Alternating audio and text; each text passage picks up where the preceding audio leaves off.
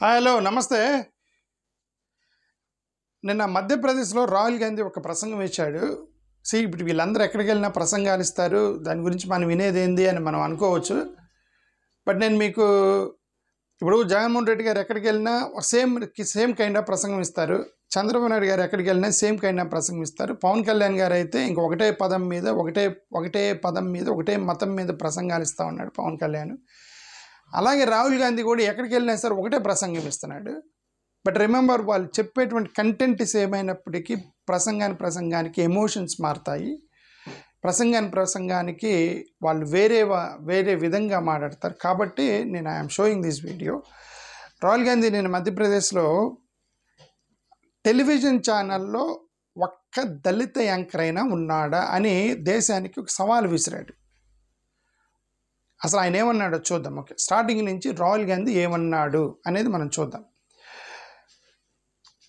Okay, నేను ఇవన్నీ Rahul Gandhi video ఎందుకు పెడుతున్నానంటే, నేను ఎవ్రీడే ఒక నేషనల్ ఛానల్, ఒక నేషనల్ న్యూస్ పెడుతున్నాను. ఎవ్రీడే అట్లీస్ట్ ఒక నేషనల్ న్యూస్ పెడుతున్నాను. ఎందుకంటే మనకు నేషనల్ న్యూస్ కూడా తెలియాలి, ఏం జరుగుతుంది దేశంలో అనే ఉద్దేశంతో నేను పెడుతున్నాను. మోరోవర్, నేను ఇప్పుడు చాలాసార్లు చెప్పాను, I believe in the secular country than the country that runs after any religion. It can be any religion. It can be Muslim, Christian, or Hindu, Parsi, Jain, whatever. The religion less. The country that doesn't talk about religion, that doesn't gives freedom to citizens to follow their own religion, that what actually I desire. So, కాబట్టి ఈ secular country ఉండాలని నేను కోరుకుంటున్నాను. కాబట్టి నా అభిప్రాయం చెప్తున్నాను ప్రతిరోజు. ఇది ఎలా ఉండేదంటే, క్రికెటర్ అనే వ్యక్తి గ్రౌండ్లోకి వెళ్ళేటప్పుడు, క్రికెటరు ఇప్పుడు ఎవరో సచిన్ టెండూల్కర్, ఎవరో విరాట్ కోహ్లీ ఉన్నాడు అనుకోండి, వాళ్ళు గ్రౌండ్లోకి వెళ్ళబోయే ముందు బ్యాట్ పట్టుకొని వాళ్ళ టర్న్ వచ్చినప్పుడు గ్రౌండ్లోకి వెళ్ళబోయే ముందు దేవుడికి దండం పెట్టుకొని పోతారు, నేను అవుట్ అవ్వకూడదని. అంతే కదా, ఎవరైనా సరే. లేదంటే రేపు పొద్దున ఇండియా పాకిస్తాన్ మ్యాచ్ ఉంది, ఆ మ్యాచ్కి వెళ్ళబోయే ముందు దండం పెట్టుకుంటారు, మేము గెలవాలి ఈ మ్యాచ్ అని. ఇక్కడ ఎన్డీఏ దేని గురించి మాట్లాడుతుందంటే, ఆ యొక్క డ్రెస్సింగ్ రూమ్లో, ఆ డ్రెస్సింగ్ హాల్లో దండం పెట్టుకునే దేవుడి గురించి మాట్లాడుతున్నారు. మేమేం మాట్లాడుతున్నామంటే, వాళ్ళు గ్రౌండ్లోకి వెళ్ళిన తర్వాత వాళ్ళు బౌలర్ని ఎలా ఫేస్ చేయాలి, వాళ్ళు ఎలాగూ కొట్టాలి, వాళ్ళు ఎలాగూ ఫీల్డర్ చెక్కకుండా క్యాచ్ ఇవ్వకుండా ఆడాలనే దాని గురించి మేము మాట్లాడుతున్నాం. ఓకే, దండం పెట్టుకుంటే దేవుడు సహాయం చేస్తాడనేది విశ్వాసం. నీకు ఎంత విశ్వాసం అన్నా, నువ్వు గ్రౌండ్లోకి వెళ్ళినాక బ్యాట్ పట్టుకోవాలి, బౌలర్ని ఫేస్ చేయాలి, కీపర్కి దొరకకూడదు, నీ యొక్క టాలెంట్ చూపించి నువ్వు ఆడాల్సింది, లేదని నువ్వు సెంచరీ చేయలేవు. కాబట్టి practicality is much most important than the religion and faith and ఇవన్నీ కూడా practicality is much most important. So కాబట్టి this country let us desire for this country where India survives on the practicality. Okay, అందుకని నేను ఈ రాహుల్ గాంధీ ప్రసంగాల్లో కొంత practicality ఉంది, అందుకని దాని గురించి నేను మాట్లాడుతున్నా. ఏమన్నాడు చూడండి రాహుల్ గాంధీ ఏమన్నాడు. एक तरफ हमारा कॉन्स्टिट्यूशन है और दूसरी तरफ बीजेपी और आरएसएस जो इसको मानती नहीं है और इसको खत्म करना चाहती है. హిందుస్థాన్ ఇది చాలా రోజుల నుంచి చెప్తున్నాడు రాహుల్ గాంధీ, ఎక్కడికి వెళ్ళినా ఇదే ప్రసంగం ఇస్తున్నాడు. ఆయన ఏమన్నాడంటే, ఒక పక్క రాజ్యాంగం ఉంది, ఇంకొక పక్క ఆర్ఎస్ఎస్ బీజేపీ ఉంది, వాళ్ళకి అసలు రాజ్యాంగం కూడా తెలియదు, రాజ్యాంగాన్ని ఖతం చేయడానికి ట్రై చేస్తున్నారు, ఎండ్ చేయడానికి ట్రై చేస్తున్నారు అని చాలా ఎక్కడికి వెళ్ళినా అదే ప్రసంగం ఇస్తున్నాడు, చాలాసార్లు చెప్తున్నాడు. ఓకే, ఇంకోటి, की सारी संस्थाओं को, इंस्टीट्यूशंस को उन्होंने पकड़ लिया है. हर संस्था में उन्होंने अपने लोग डाले हैं और देश को आस्ते आस्ते आस्ते देश का वो गला घोट रहे हैं. ये ఇది చాలామంది మాట్లాడుతున్నారు దీన్ని. ఈ ఆర్ఎస్ఎస్ బీజేపీకి సంబంధించినటువంటి వాళ్ళు దేశంలో ఉన్న వ్యవస్థల మొత్తాన్ని తన చేతుల్లోకి తీసుకున్నారు. రాహుల్ గాంధీ అంటాం, దేశం మొత్తం మీద వ్యవస్థను చేతుల్లోకి తీసుకున్నారు, ప్రతి వ్యవస్థలో వాళ్ళ మనుషుల్ని పెట్టారు, వాళ్ళ మనుషుల్ని పెట్టి దేశాన్ని స్లోగా వాళ్ళ గ్రిప్లోకి తీసుకొని వాళ్ళ యొక్క వ్యవస్థను నడుపుతున్నారని చెప్పి ఒక పెద్ద ఎలిగేషన్ చేశాడు రాహుల్ గాంధీ. ఇది చాలామంది ఎనలిస్టులు కూడా చెప్తున్నారు, చాలామందికి అభిప్రాయం ఉంది ఇది జరుగుతుంది అనేది. నెక్స్ట్, बीजेपी आरएसएस वालों को अब मैं अच्छी तरह जानता हूं, इन पर थोड़ा सा दबाव डालो, थोड़ा सा धक्का मारो डर के भाग जाते हैं ये लोग। उधर से ट्रंप ने एक ఇది బీజేపీ అండ్ ఆర్ఎస్ఎస్ వాళ్ళు ఈయనంటే నాకు వాళ్ళ గురించి నాకు బాగా తెలుసు. ఎందుకంటే ఇప్పుడు రాహుల్ గాంధీ మరి ఎలా తెలుసో మనకు తెలియదు. ఈ ఆర్ఎస్ఎస్ బీజేపీ వాళ్ళు కొద్దిగా గట్టిగా అరిస్తే గట్టిగా బెదిరిస్తే పారిపోతారు అన్నాడు రాహుల్ గాంధీ.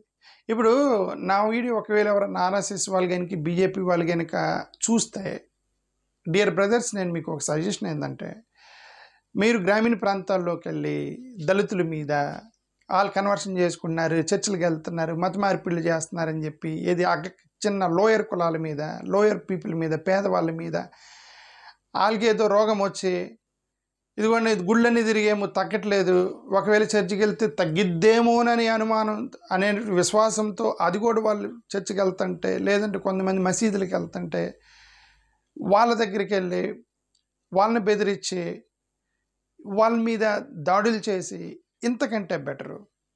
దీనికంటే రాహుల్ గాంధీ అంటున్నాడు కొద్దిగా బెదిరిస్తే మీరు బెదిరిపోతారని చెప్తున్నాడు రాహుల్ గాంధీ.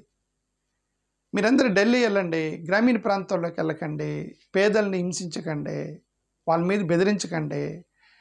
వాళ్ళు ఏ మతానికి వెళ్తారా అనేది మనకి ఇమ్మెటీరియల్, వాళ్ళ విశ్వాసాన్ని వాళ్ళకి వదిలేయాలి. నేను రిక్వెస్ట్ చేస్తున్నాను ఆర్ఎస్ఎస్ అండ్ బీజేపీ వాళ్ళకి. ఈ లోవర్ కమ్యూనిటీస్ మీద, పాస్టర్ల మీద, చర్చెస్ మీద ఇదంతా అనవసరం. ఆయన అంటున్నాడు మీరు బెదిరిపోతారా అంటున్నాడు. ఢిల్లీ వెళ్ళండి, రాహుల్ గాంధీ ఇంటి ముందు కూర్చోండి, ఏమో నేను బెదిరిపోతాను అన్నావు, బెదిరిస్తే అది అన్నావు అని చెప్పి అక్కడ తేల్చుకోండి గురు. ఎందుకు దళిత కాలనీలోకి వెళ్ళి పేదల దగ్గరికి వెళ్ళి పేదల దగ్గర మీ ప్రతాపం చూపించడం వల్ల ఉపయోగం ఏంటి? అదే this is suggestion. Okay, anyway నేను చెప్పే వీడియోస్ మొత్తం నా ఒపీనియనే. అది ఒపీనియన్ మీకు నచ్చితే తీసుకోండి. ఓకే, రాహుల్ గాంధీ ఇంకేమన్నాడు? इशारा किया, फोन उठाया, कहा मोदी जी क्या कर रहे हो?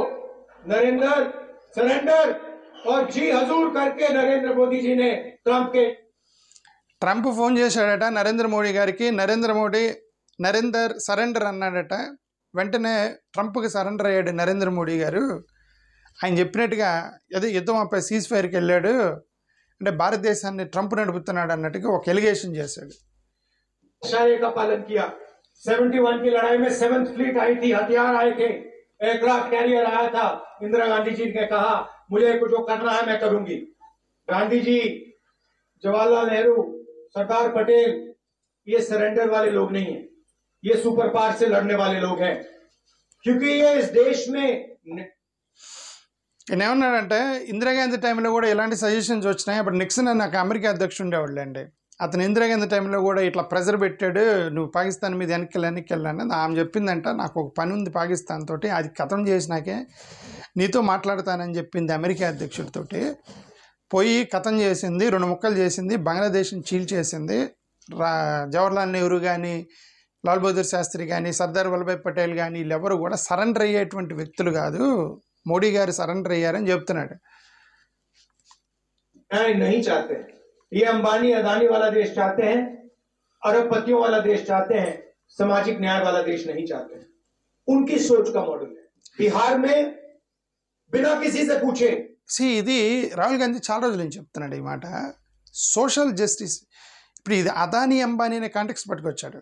ఈ అదానీ అంబానీ అనే కాంటెక్స్ట్ గురించి ఏం మాట్లాడుతున్నాడంటే, ఈ దేశంలో ఏం జరిగినా సరే అదానీని అంబానీకి ఏం చేద్దాము, అదానీకి అంబానీకి ఏ కాంట్రాక్ట్ ఇద్దాము, అదానీ అంబానీకి ఏం చేద్దాం అది ఆలోచిస్తున్నారా తప్ప సోషల్ జస్టిస్ ఏం చేద్దాము, పేదవాళ్ళని ఎలా బయటికి తీసుకొద్దాము, నిరుద్యోగత నుంచి ఎలా తీసుకొద్దాము, అసలు ఇది లేదు. You are doing the country, you running the country for Adani and Ambani, not for the people of India అని పెద్ద అలిగేషన్ చేశాడు.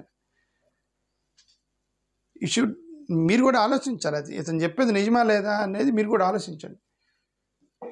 बिना जनता से बातचीत किए, बिना दलितों से पूछे, बिना पिछड़ों से पूछे, बिना अति पिछड़ों से पूछे, बिना जनरल कास्ट से पूछे, बिना माइनॉरिटी से पूछे, बंद कमरे में 3-4 सवाल लिखे, जाति जनगणना कर दिया।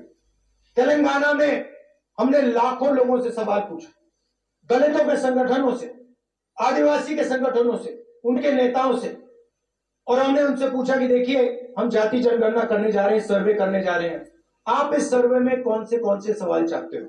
सीईओस, सीनियर मैन, జనాభా లెక్కల గురించి మాట్లాడాడు, కులగణన గురించి మాట్లాడాడు. బీహార్లో కులగణన చేశారు, తెలంగాణలో కులగణన చేశారు. సరే, బీహార్లో కులగణన చేసింది ఎన్డీఏ ప్రభుత్వము, తెలంగాణలో కులగణన చేసింది కాంగ్రెస్ ప్రభుత్వము. ఆ రెండింటిని కంపేర్ చేస్తూ మాట్లాడాడు. బీహార్లో కులగణన చేసినప్పుడట ఎవరో ఒక 4-5 కూర్చొని ఒక 4 గోడల మధ్య కూర్చొని ఏదో 4-5 క్వశ్చన్లు రాసుకొని వాళ్ళకి నచ్చిన వాళ్ళని అడిగి కులగణన చేసామని చెప్పి వేశారు బీహార్లో. తెలంగాణలో అలా చేయలేదు. క్వశ్చన్స్ తయారు చేసేటప్పుడే దళితుల్ని, ఆదివాసీలని వాళ్ళందరినీ పిలిచారు. మీకు ఎలాంటి కులగణన కావాలి అని అడిగారు. బీసీ కమ్యూనిటీస్ని కూడా అడిగారు. అడిగి ప్రశ్నాపత్రం తయారు చేశారు. ప్రశ్నాపత్రం తయారు చేసి ఇంటింటికి వెళ్ళి కులగణన చేశారు. అది మా కాంగ్రెస్ ప్రభుత్వం చేసిందని చెప్తున్నాడు ఆయన. కంపేర్ చేస్తే ఎన్డీఏకి యూపీఏ గవర్నమెంట్కి తేడా అది కులగణన విషయంలో అని చెప్తున్నాడు. कंपनी के मालिक, इन सब की लिस्ट में आपको एक दलित, एक आदिवासी, एक पिछड़ा वर्ग का व्यक्ति नहीं मिलेगा. यह सच्चाई है. तेलंगाना में जो भी कॉन्ट्रैक्ट सरकार देती है, सारे के सारे कॉन्ट्रैक्ट्स 5% लोगों को मिलते हैं. उसमें ना कोई दलित है, ना कोई आदिवासी है, ना कोई पिछड़े वर्ग का व्यक्ति है. यह सच्चाई है. हम कहते हैं हम सुपर पावर बनना चाहते हैं. ఇతను కొద్దిగా ఆనెస్ట్గా కనిపిస్తున్నాడు ఇక్కడ. ఎందుకంటే ఇప్పుడు 2-3 సార్లు ప్రస్తావించాడు. తెలంగాణలో ఇచ్చినటువంటి కాంట్రాక్ట్ల గురించి మాట్లాడుతున్నాడు. రిమెంబర్, తెలంగాణ ఇది వాళ్ళ గవర్నమెంటే, కాంగ్రెస్ గవర్నమెంటే.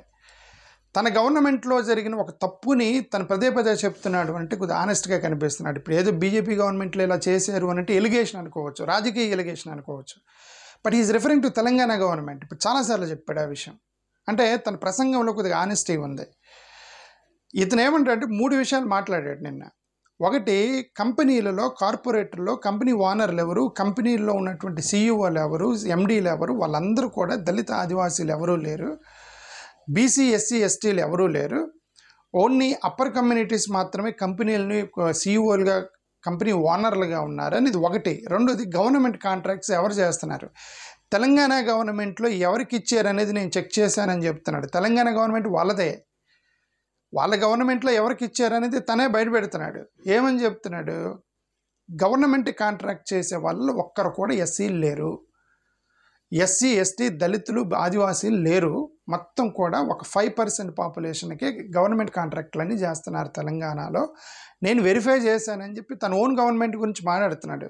It's honest statement. ఇది చాలా ఆనెస్ట్ స్టేట్మెంట్. తన గవర్నమెంట్ని తను విమర్శించుకోవడం అనేది చాలా ఆనెస్ట్ స్టేట్మెంట్ అది.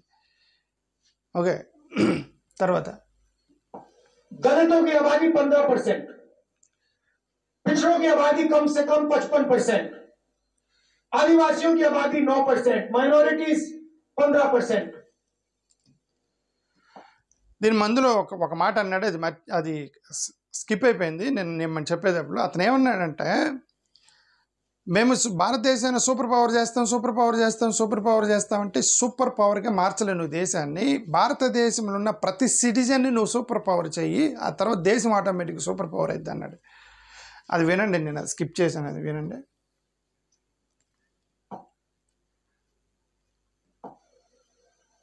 दलितों की आबादी 15% वर्ग का व्यक्ति है. ये सच्चाई है. हम कहते हैं हम सुपर पावर बनना चाहते हैं. दलितों की आबादी 15%. యాక్చువల్గా ఇది కట్ అయింది, అది కట్ చేసేటప్పుడు కట్ అయిపోయినట్టుంది. ఆయన అన్నాడు ఫిరియల్గా ఏంటంటే, నువ్వు సూపర్ పవర్ చేస్తాము 2047 కల్లా భారతదేశం సూపర్ పవర్ అయితే అని చెప్తున్నావు, కానీ ఒక 5% ప్రజలు సూపర్ పవర్ అవుతారు తప్ప భారతదేశం అవ్వదు. 95% ప్రజలు ఇంకా పేదరికంలోనే ఉన్నారు. ఒక ధనం మొత్తం కూడా ఒకరి చేతుల్లోనే ఉంది. నువ్వు సూపర్ పవర్ ఎలా చేస్తావు మోడీ గారు అని అడుగుతున్నాడు అతను. ఎప్పుడు దేశం సూపర్ పవర్ అయిద్దంటే అట్టడుగు వర్గాల్లో ఉన్న ప్రతి చిన్న పేద దళిత బడుగు బలహీన వర్గాలకు కూడా సూపర్ పవర్ అయిన రోజు దేశం సూపర్ పవర్ అయితే అని అన్నాడు. पिछड़ों की आबादी कम से कम 55%, आदिवासियों की आबादी 9%, माइनॉरिटीज 15%, सब जोड़ लो 90% बनता है। इनकी भागीदारी नहीं। मजदूरों की लिस्ट निकालो, उबर ड्राइवर्स की लिस्ट निकालो, जो खाना डिलीवर करते हैं उनकी लिस्ट निकालो, और उसमें आपको पिछड़ा वर्ग, दलित, आदिवासी सब मिले। నేనేమంటానంటే భారతదేశంలో అంటే కొన్ని నంబర్స్ చెప్పాడు, హిందీ నంబర్స్ నాకు కరెక్ట్ రాదు కానీ నాకు అర్థమైంది చెప్తున్నాను. ఒక 10% ఎస్టీలు ఉన్నారు, ఒక 20% ఎస్సీలు ఉన్నారు, ఒక 40% వరకు బీసీలు ఉన్నారు. వీళ్ళు ముగ్గురే కలిపి ఒక 80-90% ఉన్నారు. రిమైనింగ్ కులాల వాళ్ళే ఈ దేశం మొత్తం మీద సీఈఓలుగా అక్కడక్కడ ఎన్నికలు అవుతున్నారు, వాళ్ళు ఉంటున్నారు, కనిపిస్తున్నారు.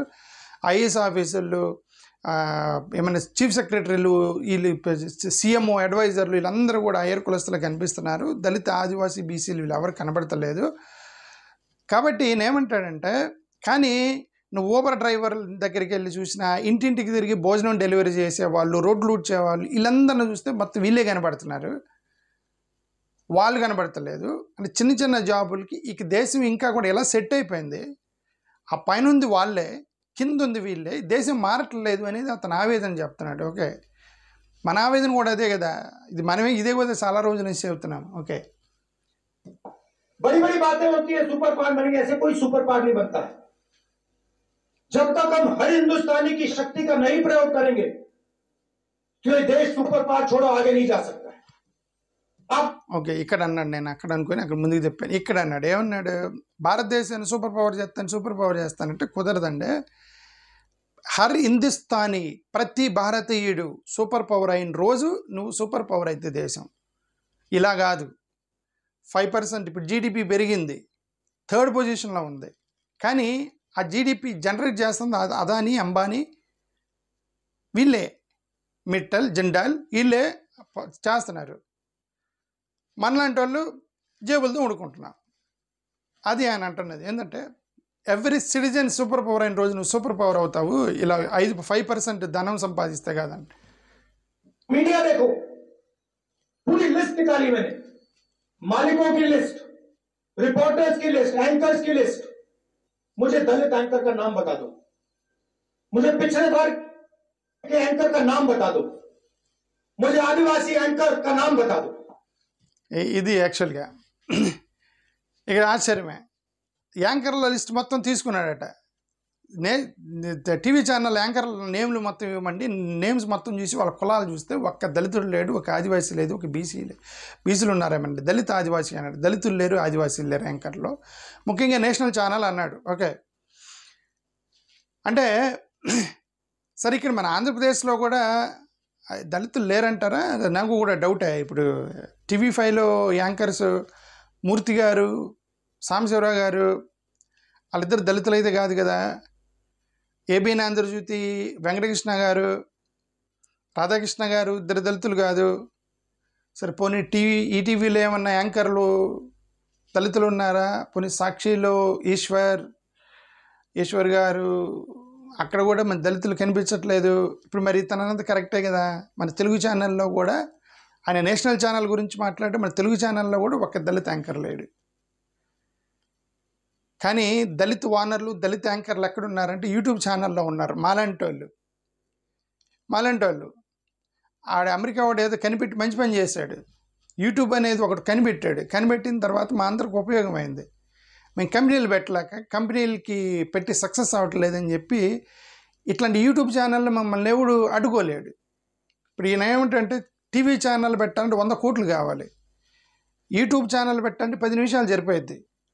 10 నిమిషాల్లో యూట్యూబ్ ఛానల్ పెట్టి మాలాంటి వాళ్ళు సీఈఓలు అయ్యి, యాంకర్లు అయ్యి ఏదైనా చేస్తున్నాం. బట్ టీవీ ఛానల్లో యాంకర్స్ దళితులు ఎందుకు లేరు, ఆదివాసీలు ఎందుకు లేరు, ఇది ఏంటి, మీడియాలో ఏం జరుగుతుంది అనేది అతని ఆవేదనలో కరెక్ట్ అర్థం ఉంది, రాహుల్ గాంధీ ఆవేదనలో. నెక్స్ట్, नेशनल मीडिया में बता दो कौन है, मुझे बता दो। जुडिशियल सिस्टम में जाओ, वहां आपको 90% नहीं मिलेंगे। मीडिया में आपको अंबानी जी की शादी दिख जाएगी, डांस गाना दिखेगा, मगर किसान भूखा मर जाए, मजदूर मर जाए, कभी नहीं दिखाई देगा। अदानी बनाता क्या है? ఇది కూడా వినండి చెప్తాను. अदानी पूरा का पूरा चाइना का माल हिंदुस्तान में बेचता है। आप किसी भी युवा से पूछो भैया क्या करते हो, कुछ नहीं करते। क्या काम करते हो, नहीं कुछ नहीं करते। फ्रैक्चर हुआ है। అంటే మధ్యలో వీడియో చాలా కట్ అయిపోయింది. అతను 30-40 నిమిషాలు మాట్లాడాడు. ఇది జస్ట్ 5 మినిట్స్ కట్ అయింది కాబట్టి మధ్యలో అతను ఏమన్నాడంటే, మన భారతదేశ వ్యవస్థ మొత్తం కూడా అదానీకి అంబానీకి ఇచ్చేస్తున్నారు. అంబానీకి ఆ కాంట్రాక్టు, అంబానీకి సిమెంట్ కాంట్రాక్టు, అంబానీకి పోర్టుల కాంట్రాక్టు, అంబానీకి మైనింగ్ కాంట్రాక్టు, అంబానీకి లేదంటే అదానీకి పోర్ట్ మైనింగ్స్, అదానీకి పోర్టులు ఇవన్నీ అదానీకి ఇచ్చుకుంటూ పోతున్నారు. ఒక పక్క అదానీలకేమో ఇచ్చుకుంటూ పోతున్నారు, ఇంకొక పక్క రైతులు చచ్చిపోతున్నారు. భోజనం లేక రైతులు ఆకలితో చచ్చిపోతున్నారు. నేను భారతదేశంలో ఎక్కడికి వెళ్ళినా సరే అక్కడ అడుగుతాను, బ్రదర్ నువ్వేం చేస్తున్నావు అని అడుగుతున్నాను. సార్ నేనేం చేయట్లేదు, ఖాళీగా ఉన్నాను, నేను ఉద్యోగం కోసం వెతుక్కుంటున్నానని చెప్తున్నారు. దేశంలో ఎవరిని అడిగినా అదే మాట చెప్తున్నారు. కానీ పోర్టులు కడుతున్నాడు అదాని, సిమెంట్లు కడుతున్నాడు అదాని. ఇది ఎలాగ సాధ్యమవుతుంది? ఒక పక్క భారతదేశంలో నిరుద్యోగతతో అల్లాడుతుంటే యువత ఒక 4-5 వ్యక్తుల చేతులు నువ్వు దేశాన్ని తీసుకెళ్ళి పెడితే వీళ్ళకి ఉద్యోగాలు ఎలా రావాలి అనేది అతను చాలా స్ట్రాంగ్గా చెప్పాడు ఆ విషయం నిన్న. నెక్స్ట్ डॉक्टर ने आपको सबसे पहले क्या बोला? सबसे पहले बोला देखो भैया दिखा दो, एक्सरे करा दो। आपने उनसे कहा नहीं मैं नहीं कराऊंगा एक्सरे। अगर आप कहते मैं नहीं कराऊंगा तो डॉक्टर आपको क्या कहता? फोर्स करता। और अगर तब भी नहीं करते तो फिर लगड़ाते हुए चलते रहते। और डॉक्टर कहता यार ये तो मतलब पागल है। ఇది క్యాస్ట్ సెన్స్ కులగణన గురించి ప్రస్తావిస్తూ ఒక డాక్టర్ ఎగ్జాంపుల్ చెప్పాడు. ఇప్పుడు మీరు డాక్టర్ దగ్గరికి పోతారు, ఏమంటే ఫ్రాక్చర్ అయిందని. డాక్టర్ మీకు ఏం చెప్తాడంటే నువ్వు వెళ్ళి స్కాన్ చేసుకుంటారా అని చెప్తాడు, స్కానింగ్ చేసుకుంటారా అని చెప్తాడు. లేదు నేను స్కానింగ్ చేయను అంటావు. నువ్వు స్కానింగ్ చేయకపోతే బలవంతం చేస్తాడు డాక్టర్. నువ్వు స్కానింగ్ ఇదేమయ్యా, నువ్వు స్కానింగ్ చేస్తేనే నేను నీకు ట్రీట్మెంట్ ఇవ్వగలను. కాలు ఇరిగిందని వచ్చావు, ఇరిగిందా లేదా ఫ్రాక్చర్ అయిందా అనేది నేను చూడాలి కదా, వెళ్ళి స్కానింగ్ చేసుకుంటారా అంటే లేదు బలవంతం చేసినా నేను స్కానింగ్ చేయనంటే అరే నువ్వు పిచ్చోడువా అంటాడు డాక్టరు. మన భారతదేశం కూడా అంతే. నేను కులగణన చేయండి, జనగణన చేయండి, ప్రతి కులంలో వాళ్ళ యొక్క వ్యవస్థ ఏంటి, స్థితిగతులు ఏంటి, వాళ్ళు ఎవరు, ఏ కులంలో ఎవరున్నారు, వాళ్ళు ఏం ఉద్యోగం చేస్తున్నారు, వాళ్ళకి డబ్బులు ఉన్నాయా లేవా, వాళ్ళ స్థితిగతుల గురించి ఎవ్రీ కులగణనకి ప్రతి కులం యొక్క వ్యవస్థని స్కాన్ చేయమన్నాను నేను. దానికి వీళ్ళు మేము స్కాన్ చేయను అంటున్నారు. స్కాన్ చేయకుండా నువ్వు దేశాన్ని అలా నడుపుతావు అని చెప్పి అన్నట్టు ఒక ఎగ్జాంపుల్ ఇచ్చాడు డాక్టర్ది ఫ్రాక్చర్ది. Okay, correct ఎగ్జాంపులే. ఇప్పుడు నేను ఇదే నిన్న వర్గీకరణకు సంబంధించి నేను అదే అన్నాను. ఇప్పుడు ఏమంటే సరేనా వర్గీకరణ చేస్తాను, గవర్నమెంట్ ముందుకు వెళ్తుంది, కోర్టులు కూడా దేశం మొత్తం పెట్టుకోమన్నారు. సరే బీజేపీ వాళ్ళు ఎలా పెడతలేదు, సరే ఇక్కడ ఇదంతా రాజకీయమే, నేను పదే దాని గురించి మాట్లాడుతున్నాను. ఓకే సరే ఏదైనా ఒక నిర్ణయం తీసుకున్నప్పుడు ఇప్పుడైనా జాగ్రత్తగా చేయండి అన్నట్టు స్కాన్ చేయండి. ఎస్సీలో ఉన్నటువంటి 50-60 కులాలు ఉన్నాయి కదా, ఈ 50-60 కులాలు ప్రతి కులాన్ని స్కాన్ చేయండి విత్ మైక్రోబయాలజీ, మైక్రోస్కోప్ పెట్టి స్కాన్ చేయి. ఎవడి క్యాస్ట్ ఎలా ఉంది, అప్పుడు నువ్వు సోషల్ జస్టిస్ చేయి. ఎప్పుడో 1998లో చంద్రబాబు నాయుడు గారు మాలవుల్ని మాదిగోల్ని విడదీసి, అప్పుడు కూడా రాజకీయం కోసమే విడదీసి దాన్ని తీసుకొచ్చి ఇప్పుడు టక్కన పెట్టేస్తే స్టడీ చేశారా? దళిత క్రైస్తవులకు రిజర్వేషన్స్ కావాలి అని చెప్పేస్తే అడిగితే 1950 నుంచి కమిషన్లు వేస్తున్నారు. ఎందుకంటే దళితుడు అనేవాడు క్రైస్తవుడిగా మారితే వాడు సడన్గా బ్రాహ్మణుడు అవుతున్నాడా? ఆవాడు వాడిని అలాగే దళితుడుగానే మాలామాదిగలుగానే చూస్తున్నారు. వాడు చర్చికి వెళ్ళినా క్రైస్తవుడిగా అయినా సరే వాడు మాలామాదిగోళ్ళగానే ఊరు బయట పెడుతున్నారని కనుక్కోవడానికి 70 సంవత్సరాలు పట్టింది దేశంలో. కొన్ని 20-30 కమిషన్లు వేశారు. ఏం చేస్తున్నారంటే ఈలోపు శాటిలైట్లు కనుక్కున్నారు, ఈలోపు మొబైల్ సెల్ ఫోన్ కనుక్కున్నారు, ఈలోపు ఇంటర్నెట్ వచ్చింది, టచ్ స్క్రీన్లు వచ్చాయి, డిజిటల్ మీడియా వచ్చింది. చాలా పెద్ద ఇన్వెన్షన్ చేశారు ఈ 70 సంవత్సరాల్లో. కానీ ఒకటి కనిపెట్టలేకపోయారు. ఏంది? క్రైస్తవుడు దళితుడు క్రైస్తవుడిగా మారితే వాడికి అంటరానితనం పోతుందా? అంటరానితనం పోయినట్టుగా చూస్తున్నారు సమాజం. అది కనుక్కోవడానికి 70 సంవత్సరాలు పెట్టింది.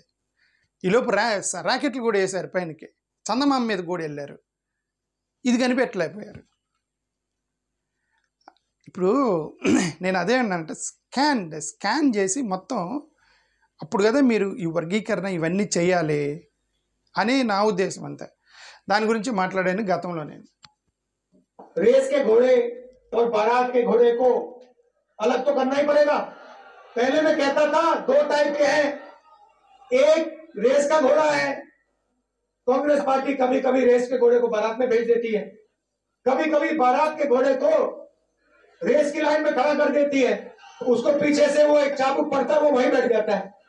मगर एक तीसरी कैटेगरी है, कौन सा होता है? लंगड़ा घोड़ा। సరే, తన కాంగ్రెస్ యొక్క వ్యవస్థాపకత గురించి అంటే కార్యకర్తల గురించి మాట్లాడుతూ 3 రకాల గుర్రాలు ఉన్నాయి. ఒకటి రేస్ గుర్రం ఉంది, ఒకటి సోమరిపోతు గుర్రం ఉంది, ఇంకోటి కుంటి గుర్రం ఉంది. మేము చాలాసార్లు బై మిస్టేక్ కుంటి గుర్రాన్ని సోమరిపోతు గుర్రాన్ని తీసుకొచ్చి ముందు రేసులో పెట్టాము.